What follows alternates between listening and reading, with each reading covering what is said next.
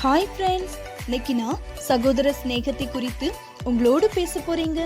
வேத வசனத்தில் இதோ சகோதரர் ஒருமித்து வாசம் பண்ணுகிறது எத்தனை நன்மையும் எத்தனை இன்பமும் ஆனது. சங்கீதம் 133 அதிகாரம் 1வது வசனம்.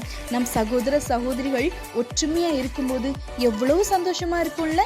ஏசப்பா அதை தான் விரும்புறாங்க. தான் கண்ட சகோதரன் இடத்தில் அன்பு கூறாமல் இருக்கிறவன் தான் காணாத தேவனிடத்தில் எப்படி அன்பு கூறுவான் என்று வேதம் சொல்கிறது.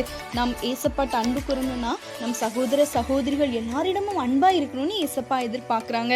நம் சகோதரர்கள் நமக்கு விரோதமாக குற்றம் செஞ்சிருக்கலாம், மாறுபட்டு பேசியிருக்கலாம், பொய் சொல்லியிருக்கலாம், அதையெல்லாம் மன்னிப்போமா? வேதத்தில் 7 முறை அல்ல 70 முறை கூட மன்னிக்கலாம் என்று சொல்றாங்க.